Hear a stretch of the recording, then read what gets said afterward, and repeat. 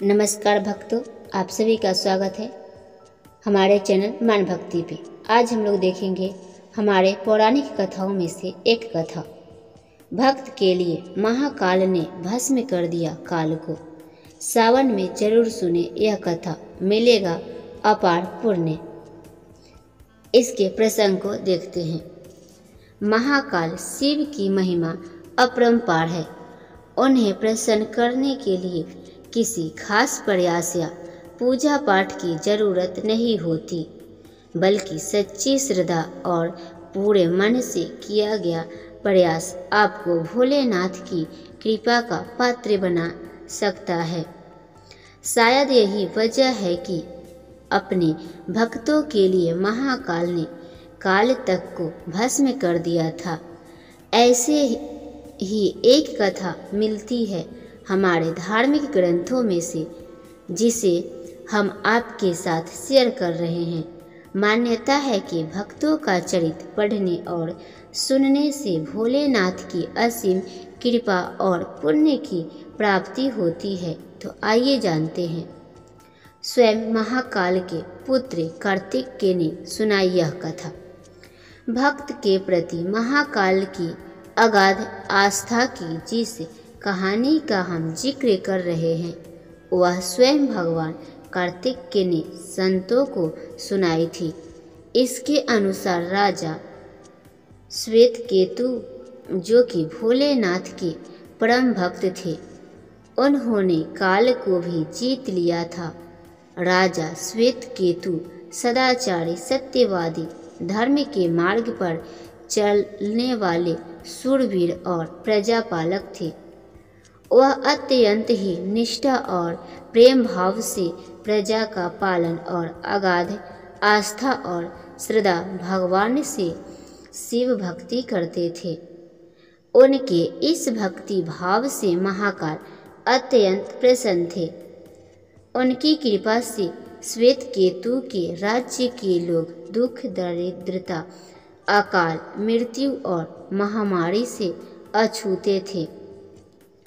जब पूरी हो गई राजा श्वेतकेतु की आयु, एक दिन जब राजा श्वेतकेतु का जीवन काल समाप्त होने को था और वह भोलेनाथ की आराधना में लीन थे, तब चित्रगुप्त ने यमराज से कहा कि राजा श्वेतकेतु की आयु अब पूरी हो चुकी है, अब उनके प्राण हरने का समय है।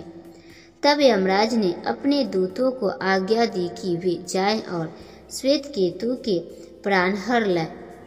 यमदूत राजा श्वेतकेतु के पास पहुँचे तो वह शिव मंदिर में थे। दूत बाहर ही खड़े हो गए। श्वेतकेतु गहरे ध्यान में थे। बहुत देर हो गई, न श्वेतकेतु का ध्यान टूटा, न यह दूत हिले। दूत बिना अपना काम किए खड़े रहे। जब वे वापस नहीं पहुँचे तो यमराज ने विलंब होते देखा तो कालदंड संभाला और खुद चल पड़े। जब यमराज स्वयं पहुँचे राजा श्वेतकेतु के प्राण हरने, दूतों के आने में देरी होने के चलते यमराज स्वयं ही राजा श्वेतकेतु के प्राण हरने पहुँचे। लेकिन वहाँ उन्होंने देखा कि वह तो महादेव की साधना में लीन है। अब तो वह सोच में पड़ गए कि इसके प्राण कैसे हरे।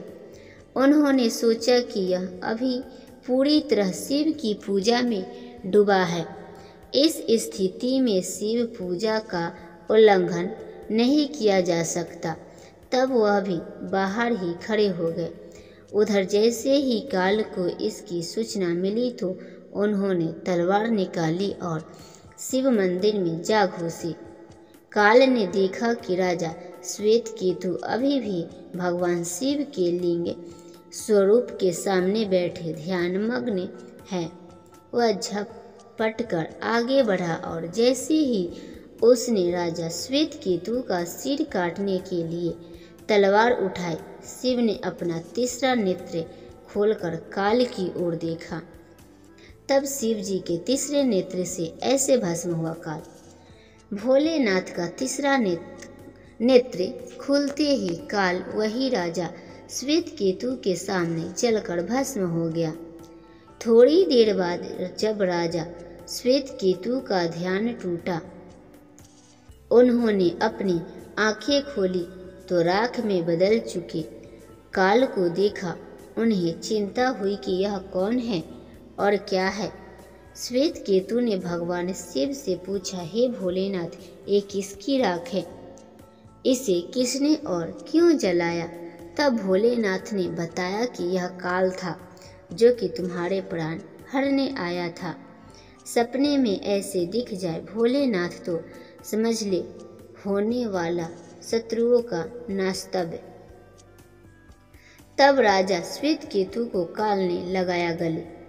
राजा श्वेत केतु ने कहा कि हे महाकाल, यह तो आपकी ही आज्ञा से तीनों लोक में विचरता है, लोक को नियंत्रण में रखता है। इसी के भय से तो लोग पुण्य कार्य करते हैं। आप इन्हें अति शीघ्र जीवन दान दे दे। शिव जी की कृपा से काल जी उठा और उसने उठते ही श्वेत केतु को अपने गले से लगाकर बोला, राजा, तुम जैसा तो तीनों लोकों में कोई नहीं है। तुमने तो अज्य काल को भी जीत लिया। तब काल ने कहा कि इनकी नहीं होगी अकाल मृत्यु। जीवन दान पाकर काल और यमराज ने कहा कि ऐसे जातक जो शिव जी के परम भक्त है, सच्चे मन और पूरी श्रद्धा से महाकाल की पूजा में लीन रहते हैं, सिर पर जटा और गले में रुद्राक्ष पहनते हैं, विभूति का त्रिपुंड ललाट पर लगाते हैं और पंचाक्षर मंत्र का जप करते हैं, उन्हें कभी भी अकाल मृत्यु का ग्रास नहीं बनना पड़ेगा। कथा के अनुसार इस आशीर्वाद के बाद श्वेत केतु ने लंबे समय तक राज किया और फिर महाकाल की कृपा पाकर उनमें ही विलीन हो गए। आपने हमारे चैनल को सब्सक्राइब नहीं किया है तो सब्सक्राइब कर ले और वीडियो को अधिक से अधिक शेयर करें ताकि अधिक से अधिक लोग इस कथा को सुन के लाभान्वित हो।